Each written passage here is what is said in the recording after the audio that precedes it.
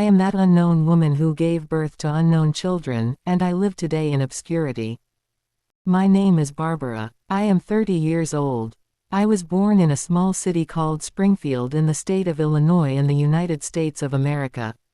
I am an ordinary woman in appearance.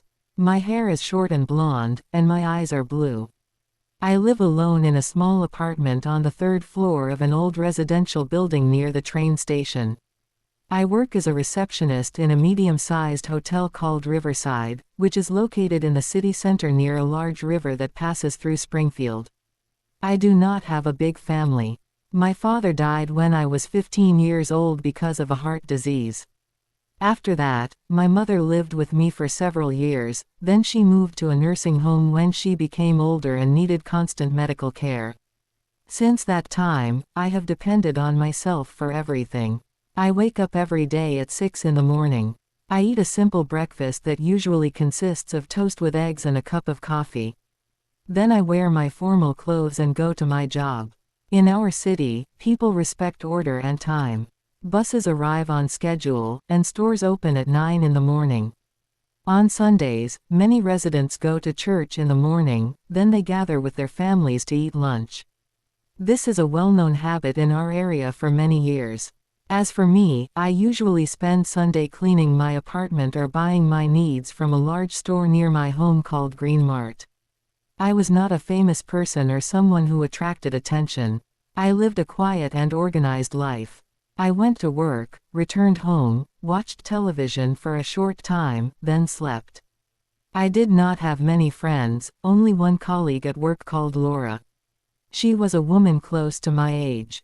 We used to eat lunch together during the work break and talk about simple things such as the weather, work, or food prices. But despite the calmness of my life, there was one thing that bothered me for years. Many people in the neighborhood did not know anything about me. When I walked in the street, some of them looked at me with curiosity, as if I were a stranger. Some neighbors used to call me, the unknown woman, because I did not visit anyone and no one visited me. At first, I did not mind that, but with time I started to feel that I was living a different life from the rest of the people. At that time, I did not know that a simple event would completely change my life, and that my name would be talked about everywhere in the city, and that I would turn from an ordinary unknown woman into a person everyone would speak about. One ordinary day at my job in Riverside, I was standing behind the reception desk at 7 in the evening. The weather was cold outside, and people were entering the hotel quickly to escape the wind. I was arranging the keys and registering guests on the computer. Suddenly, a young man entered. He was tall, wearing a black coat, and carrying a small bag. He looked directly at me and asked for an available room for one night. I gave him the required information and asked for his identification card according to the hotel rules. His name was Michael, and he was 38 years old. He spoke calmly and looked at me with interest. I felt that his look was different from other guests. After I handed him the room key, he thanked me, smiled, and went up to the second floor. The next day, the same man came down early in the morning. He stood in front of the desk and asked me about a nearby cafe that served American breakfast. I explained the way to him, but he did not leave immediately. He stayed and talked with me about the city and about work. He said that he was a businessman who traveled a lot between cities. After a few minutes, he left the hotel, but I kept thinking about our conversation for the rest of the day. 3 days later, the same man returned to the hotel. He asked for another room and said that he came especially to finish some business in the city. That time, our conversation became longer. He started asking me about my life, my family, and why I lived alone. I did not feel afraid of him. Instead, I felt comfortable talking to him. At the end of the week, he invited me to have dinner at a nearby restaurant. I hesitated at first, but I agreed. We went to an Italian restaurant in the city center. We sat at a table near the window. We ate pizza and a green salad, and we talked for many hours. He told me that he lived in Chicago and that he was not married. He said that he liked my personality from the first moment he saw me in the hotel. That night, I felt happiness that I had not felt for many years. After that, we started meeting regularly. He visited the city almost every week and called me on the phone every day. We went to restaurants, walked near the river, and spent a long time talking. After 2 months, he told me that he loved me and wanted me to stay close to him all the time. I believed him, and I began to depend on him emotionally. Several months passed in our relationship. One night, he invited me to the apartment that he had rented temporarily in the city. We sat together for hours and talked about the future. He said that he wanted us to stay together and that he would take care of me. At that time, I was living alone and felt the need for someone to stand beside me. So I did not refuse to be close to him. A few weeks later, I started to feel unusual tiredness. I felt dizzy at work and lost my appetite for food. I went to a medical clinic near the hotel to do a checkup. The doctor asked me to do a blood test. 2 days later, I returned to receive the result. I sat in front of the doctor. She looked at me seriously and then said, "You were pregnant." At that moment, I felt a strong shock. I was not ready for that news. I left the clinic feeling confused. I called Michael and told him what had happened. At first, he stayed silent for a few seconds, then he said that he needed time to think. After that, he started answering my calls less. 1 week later, he disappeared completely. His phone became turned off, and my messages no longer reached him. I remained alone facing reality. I was an unmarried woman, pregnant with a child from a man who had disappeared without a trace. When my stomach started to grow, my coworkers noticed. The news spread quickly in the neighborhood. Some neighbors began whispering when they saw me in the building entrance. I could hear their words clearly. One woman who lived on the first floor said to her neighbor in a loud voice, "This woman is unknown, and now she is pregnant." Another man said, "She is unknown, and the child she will give birth to will also be unknown." With time, the words became harsher. They pointed at me in the street and talked about me without shame. When I gave birth to my child in the hospital after 9 months, no one came to visit me. I was holding my small baby in my arms, and I heard a nurse talking to her colleague saying, "This is the woman people are talking about, the unknown woman who gave birth to an unknown child." At that moment, I felt deep pain in my heart. The pain was not only from childbirth, but from the way people looked at me and my child. I knew that my life would never be the same again, and that the coming days would carry events more difficult than I had imagined. After I left the hospital, I carried my baby in my arms and returned to my small apartment. I was physically and emotionally exhausted, and I had no one to help me. After a few days, I decided to go to my Aunt Margaret, who lived in a nearby city called Peoria. I believed she would stand by me because we were family, and she used to say that family members must support each other in difficult times. I traveled by bus for 2 hours while carrying a small bag that contained my baby's clothes and some basic items. When I arrived at her house, I knocked on the door. She opened it and looked at the child in my arms. I entered and sat in the living room, then I began to explain my situation. I told her that I needed temporary help and that I had no one else. She listened to me in silence. Then her facial expression changed. She said in a sharp voice, "I cannot carry the responsibility for your mistakes. You chose this path yourself." I tried to explain that I was not asking for money, only a place to stay for a short time until I could regain my strength. But she stood up, opened the door, and said clearly, "Take your child and leave. I do not want problems in my house." I walked out of her home in shock. I did not expect my aunt to throw me out in this way. I returned to the bus station and sat on a cold seat waiting for the return trip. My baby was crying from hunger, and I was crying silently from pain. After that, I decided to go to Chicago to look for the father of my child, Michael. I wanted him to take responsibility. After a long search, I found the address of the company where he worked. I went to the building and asked to meet him. I waited in the reception hall for about 1 hour, then he came out to see me. He looked surprised when he saw me carrying the baby. He took me to a corner away from the employees. I spoke calmly and said, "This is your child, and you are responsible for him." He looked at the baby's face for a few seconds, then he shook his head and said, "This child does not look like me. I do not recognize him." I felt a strong shock. I tried to remind him of everything that happened between us, but he raised his voice and said, "Do not mention my name again.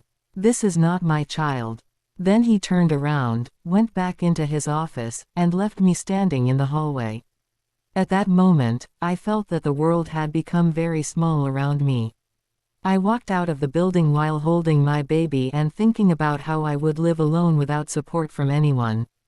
Several months passed after that incident. I worked long hours at the hotel and left my baby in a daycare center during the day. I was always tired, but I tried to continue. During that period, I met another man named David. He was a regular guest at the hotel. He was 40 years old and worked as a truck driver who transported goods between cities. At first, he spoke to me kindly and asked about my baby. Sometimes he bought small toys or milk for him. With time, he started visiting me in my apartment and sitting with us for hours. He used to say, "Do not worry, I am ready to help you. I will treat your child as if he were my own son." His words gave me a feeling of safety. I was tired of loneliness and responsibility. After some time, our relationship became closer. He visited my home frequently and sometimes spent the night there. I believed his promises and thought he was an honest man. But after several months, I began to feel the same symptoms that I felt during my first pregnancy. Severe tiredness, dizziness, and delay in my monthly cycle. I went to the clinic to do a medical test. I sat in front of the doctor and felt afraid of the result. After a few minutes, she said clearly, "You are pregnant again." At that moment, I felt a shock even stronger than the first one. I returned home thinking about David's reaction. When he came in the evening, I told him the truth. At first, he remained silent. Then his face changed quickly. He began walking around the room nervously and said, "I am not ready to take responsibility for another child." I tried to remind him of his promises, but he did not look at me. He took his jacket quickly and left the apartment without saying another word. The next day, I tried to call him, but his phone was turned off. I went to the hotel where he used to stay, and they told me that he had left the city early in the morning. He disappeared like the man before him. He left me alone again, pregnant with a second child, and responsible for a small baby who needed care. At that moment, I realized that my life had entered a more difficult stage, and that I was about to face another disaster that I was not prepared for. After David disappeared, I remained alone once again. I was carrying my first child in my arms, and I was pregnant with a second child. I was exhausted and afraid of the future. My salary was small, and the costs of daycare, food, and rent were increasing every month. During that period, I started thinking about abortion. I kept telling myself that I could not raise 2 children alone. After several days of thinking, I went to a private medical clinic in the city center. I sat in the waiting room, and my heart was beating fast. I saw other women waiting like me. Some of them were silent, and others were speaking quietly with the nurses. When the staff member called my name, I entered the examination room. I sat on the medical bed, and the doctor came and asked me if I was sure about my decision. At that moment, I placed my hand on my stomach and felt a light movement. I stopped speaking and remained silent for a few seconds. Then I said to the doctor in a clear voice, "I do not want an abortion. I will keep the baby." The doctor looked at me with surprise, but she respected my decision. I stepped down from the bed and left the clinic while feeling fear, but inside me there was a sense of responsibility. I kept saying to myself, "This is an innocent soul. What fault does it have? It has the right to live in peace." After that, my life became more difficult. My stomach was growing, and my first child needed constant care. I went to work in the morning and returned in the evening very tired. During that period, I met a new man named George. He worked as a security guard in the building next to the hotel. He was a calm man who spoke in a respectful way and always asked me if I needed help. At the beginning, he helped me with simple things.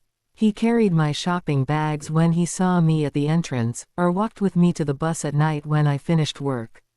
With time, he started caring about my pregnancy. He asked about my medical appointments and offered to drive me to the clinic with his car. He did not ask for anything from me, and he did not speak about a romantic relationship. He only offered help. When the time of delivery became close, I was afraid to go to the hospital alone. One night, I felt strong pain in my stomach. I called George, and he came quickly and took me to the hospital. He stayed with me in the waiting area for many hours until I entered the delivery room. After hours of pain, I gave birth to a baby girl. She was a beautiful child with brown hair and wide eyes. When I held her in my arms for the first time, I felt happiness mixed with fear. I decided to name her Emma. George was standing near the door, and when the nurse came out carrying the baby, he smiled and said, "She is a strong child." In the first months, George visited me sometimes and helped me buy milk or fix some things in the apartment. But with time, his visits became less frequent because of his work. He did not disappear suddenly like the others, but he became busy, and once again I became responsible for 2 children alone. The years passed quickly. My son grew up, and my daughter Emma grew up. I worked long hours and left them in daycare or with a neighbor who received money to take care of them. I did not have enough time to sit with them or follow their studies closely. I returned home tired, and sometimes I slept without speaking much with them. When Emma entered school, new problems started to appear. She came home feeling sad. At first, I did not understand the reason. After a few days, she came home crying heavily. I asked her what had happened, and she said that some students at school were making fun of her. They were saying harsh words about her family. One day, the school principal called me to his office. He told me that my daughter had been involved in a fight with another student. When I asked her about the reason, she spoke with a shaking voice and said, "She told me that I am a girl without a father, and that my mother gave birth to me from a man who ran away." I felt a strong shock when I heard those words. I realized that my daughter's life had started to become more difficult than mine. She was not only suffering from poverty, but also from people's words and their harsh looks. I saw sadness in her eyes every day, and I felt helpless because I could not protect her from society. But the biggest shock had not come yet, because what happened later made me realize that my daughter's suffering would enter a more dangerous stage, and that our lives would change once again in a way I never expected. Years passed, and my children grew up in front of my eyes. I worked day and night to provide food, clothes, and education for them. I believed that my effort would bring results, and that when they grew up, they would stand by me and compensate me for all the pain I went through. But what happened was completely different. When my daughter Emma reached 17 years old, her behavior started to change. She began staying out of the house frequently, using her phone for long hours, and refusing to tell me where she was going. I asked her calmly, but she responded with anger and said she was old enough to make her own decisions. One day, I returned from work in the evening and did not find her at home. I thought she was with a friend. I waited until midnight, but she did not return. I tried calling her many times, but her phone was turned off. At that moment, I felt strong fear. I went out into the street asking neighbors, then I went to the police station to report her missing. After hours of searching, a girl who was one of her friends called me. She told me in a low voice that Emma had met a boy several months ago and had planned to run away with him. When I heard that, I felt a deep shock. I returned home shaking with fear. I opened her room and found her closet almost empty. She had taken her clothes and some belongings and left without saying goodbye. That night, I sat alone in the living room. I looked at her photos when she was a child and remembered the day she was born when I held her for the first time. I cried for many hours. I never imagined that my daughter would leave me like this. After this incident, I began to notice strange behavior from my son. He had become a young man in his 20s. He started meeting a new girl and bringing her home frequently. At first, I thought she was just a friend. But with time, he began taking her into his room and closing the door for long hours. One day, I knocked on his door and asked him to open it. When he opened it, I found him with the girl inside the room. I spoke to him calmly and told him that this behavior was not appropriate inside the house. But he replied loudly, "This is also my house, and I am free in my life." I felt another shock. I realized that I had lost control over my children, and that they were following a path similar to the one I had taken in the past. I was afraid they would repeat the same mistakes and live the same pain. Today, I live alone in the same old apartment. The rooms are empty, and silence fills the place. I return from work and find no one waiting for me. I sit on the chair and remember years of struggle and suffering. I used to think my children would compensate me for all the pain I lived through, but reality was different. Sometimes I look at their pictures when they were young, and I wish deep inside that they would become children again. I felt tired back then, but my heart was calm because they were with me. Now I live with sadness and loneliness. In the end, I learned a hard lesson from my life. Family is important in the life of every person. The presence of a father and a mother together gives stability to children and protects them from society and from mistakes. I advise every girl to think carefully before entering a relationship without clear marriage and real responsibility. Having children without a stable family causes great pain for the mother and the children over the years. This is my story, the story of a woman who lived many mistakes and is still paying for them today.